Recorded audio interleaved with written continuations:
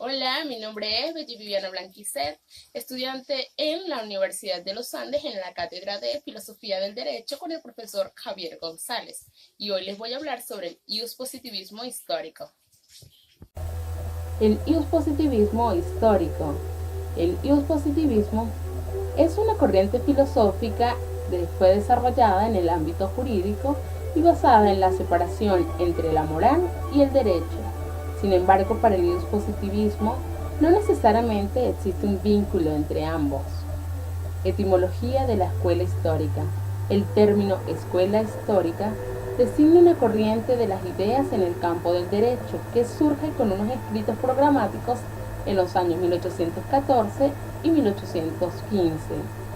Luego da lugar a la escuela histórica del derecho, asimismo un tipo de planteamiento mitológico para las ciencias del espíritu.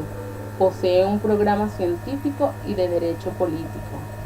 La escuela histórica significa un retorno a las raíces de la historia entre el derecho romano y el derecho germánico, y consideró que el origen del derecho está determinado por la evolución histórica de un pueblo, y que el verdadero creador del derecho es ese espíritu del pueblo, espíritu popular o conciencia.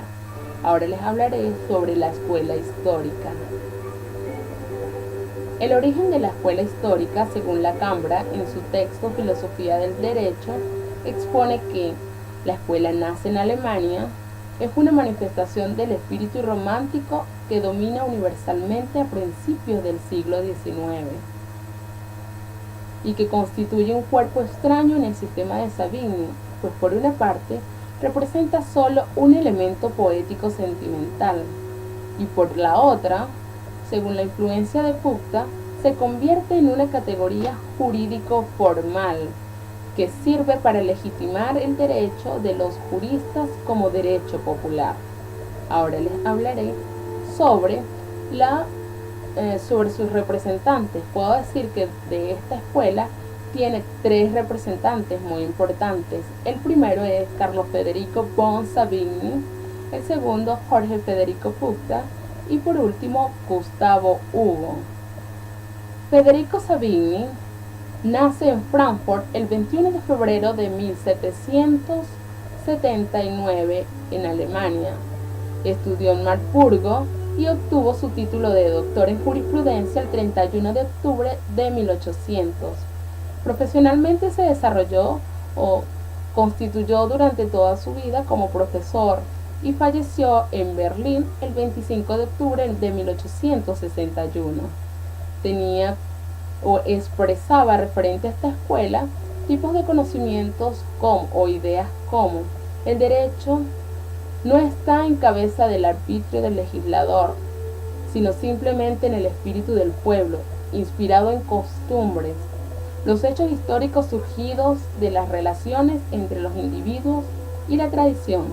De la misma manera puedo decir algunos pensamientos sobre Gustavo Hugo, como por ejemplo, sería un absurdo querer encerrar el derecho en leyes, ya que su forma ingenua o genuina es más bien el derecho consuetudinario que se hace en sí mismo, adecuado a lo que posteriormente se ha designado como naturaleza de las cosas.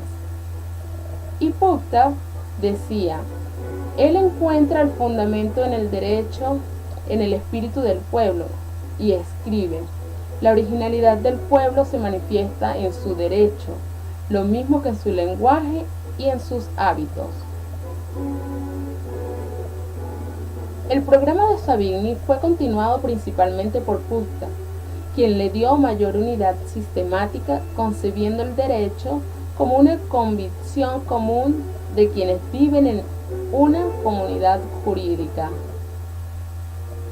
Para ellos la historia del derecho romano no era un fin en sí misma, sino un medio al servicio del conocimiento sistemático y dogmático de ese derecho, preocupándose de perfeccionar la formación de los conceptos y procediendo de una progresiva abstracción de las doctrinas generales y de profundizar la esencia de las relaciones jurídicas. Ahora les voy a hablar sobre La propuesta de Savigny ante un código. Savigny rechaza la idea de la codificación por razones coyunturales y por razones de fondo. Propuso por eso que en lugar de ocupar esfuerzos en confeccionar y sancionar un código, las energías debían enfocarse hacia la construcción del sistema científico del derecho romano vigente en Alemania, cosa que no se había hecho aún. Sintetizando sus desarrollos, el mismo Savigny escribió: no estamos para nada preparados para hacer un código semejante.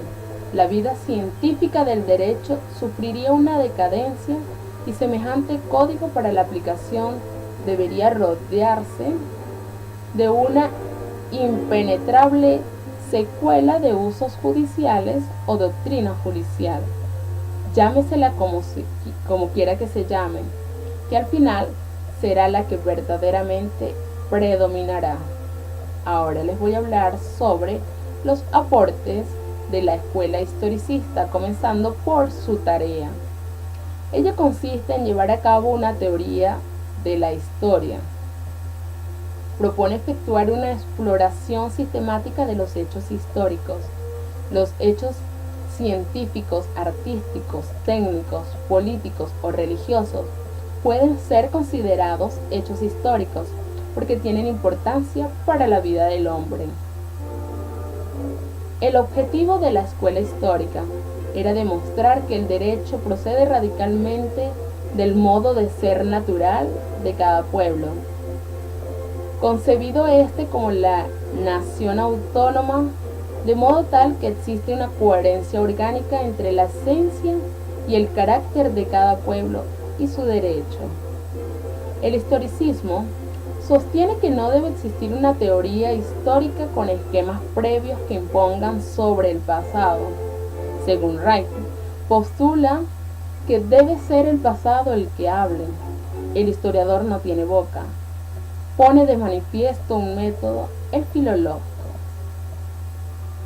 Las características de la escuela historicista son dos.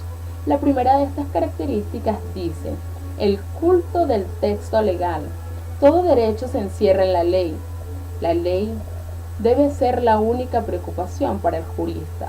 Según Laurent, el derecho ya está hecho, solo tiene que interpretarse. Y la segunda característica busca la intención del legislador como factor decisivo de la interpretación. La filosofía del derecho sobre la base histórica nos explica que la filosofía del derecho tiene un ámbito propio de problemas que es de todo irreductible a la consideración histórica. Y si bien es verdad que aquella no puede ser superflua a la historia del derecho, tampoco ésta puede reemplazar la filosofía jurídica. Ahora les voy a hablar sobre las clases de historicismo. Las clases de historicismo son dos. Primero tenemos el historicismo absoluto y segundo el historicismo relativista. Hablando del historicismo absoluto, les puedo decir que la idea se desarrolla y determina a través de la historia, que es más que manifestaciones pasajeras integradas en el infinito devenir universal. Toda la realidad es histórica, y en especial el hombre, que es un ser esencialmente histórico. La segunda clase es la relativista, que se fija más en la contraposición entre la naturaleza y el espíritu planteado, varias ciencias entre las cuales atribuye a la historia un lugar preferente. Las características del método histórico, según el profesor Hernández Gil, son: primero, el empirismo; segundo, la causalidad y determinismo; y por último, la irracionalismo y relativismo. Hace énfasis en el conocimiento histórico. Y por último les hablaré sobre los principios de la escuela historicista. Estos principios son 4. El primero de ellos es la crisis del desarrollo natural y el descubrimiento del derecho positivo como objeto propio de las ciencias del derecho. El segundo, la relatividad del derecho. El tercero de ellos podemos decir que es la historicidad. Y el cuarto, la distinción entre el elemento político y científico. Y para concluir, les voy a citar algunos textos de Savigny referente a la escuela historicista, en la cual exponía lo siguiente. Savigny adoptó el espíritu del pueblo, donde todo el derecho emana de este espíritu, a la manera del derecho consuetudinario. Para Savigny, la escuela histórica es la negación del derecho natural y la afirmación del positivismo jurídico, al entender el derecho como un producto histórico y social. Como bibliografía les puedo citar algunas referencias bibliográficas que obtuve en la biblioteca de la Universidad de los Andes, en la Escuela de Ciencias Jurídicas y Políticas, donde nosotros estamos viendo dicha materia. Tengo algunas referencias consultadas que fueron ubicadas en la web. De esta información pudimos obtener que Federico Savigny decía que la ciencia jurídica era la conciencia del verdadero derecho en su crecimiento y desarrollo. Gracias por su atención.